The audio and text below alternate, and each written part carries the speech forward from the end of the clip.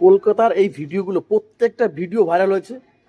তাহলে দেখ বাঞ্চোদ, তোদের জন্য আজকে কত পরিমাণ গালাগালি হচ্ছে মাঠে, কত পরিমাণ গালি হচ্ছে, আর এই তোদের জন্য বিদেশে কলকাতার নামটা খারাপ হলো।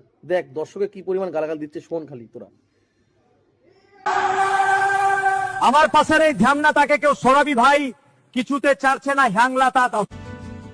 ও লুগারি বেটা ডুবা চল, বেটা ডুবা চল।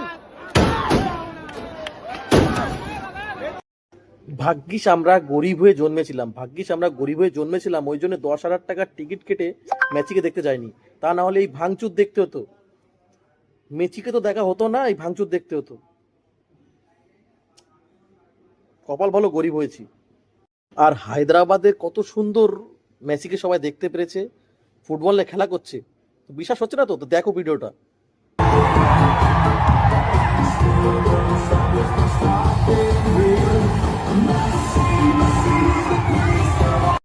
তো হায়দ্রাবাদের ভিডিও দেখলে, এবার মুম্বাইয়ের ভিডিও দেখো, কিভাবে উপভোগ করেছে পাবলিক।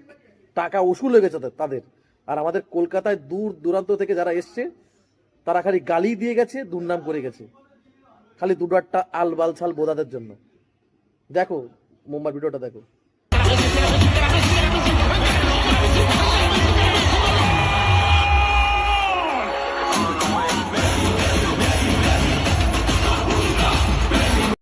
দেখেছো? তাহলে আমাদের কলকাতায় কোথায় আছে এখনো? হ্যাঁ, যেখানেই পার্টি ঢুকেছে সেখানেই গাড় মারা গেছে, সেখানেই দুর্নাম, সেখানেই চুরি, সেখানেই বালচাল, দাদাগিরি, মোস্তানি, ঠিক আছে, সেখানেই ছ্যাচড় কাজ। এই কলকাতায় খালি পার্টিবাজির জন্য আজকে এই দুর্নাম, এই ভাঙচুর, এই ঝামেলা। মুম্বাই, হায়দ্রাবাদ, দিল্লি যেখানেই ম্যাচে গেছে সেখানেই পাবলিকরা দেখতে পেয়েছে, উপভোগ করতে পেরেছে, টাকা দিয়েছে, উসুল হয়ে গেছে। আর দেখো কি বলছে খালি পাবলিকে। কাল সার্থক বাড়া। আমাদের ইভেন্টটা কি ছিল? আমাদের ইভেন্টটা ছিল মেসি মাঝখান থেকে ঘুরবে, ওর সামনে কোনো এড়াগাড়া চুদমাইনি থাকবে না, ঠিক আছে?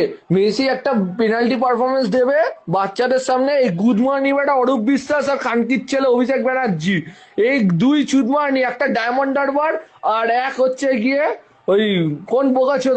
এই বোধাগুলো সারা জীবন লোকের কাছে গালি খেয়ে গেল।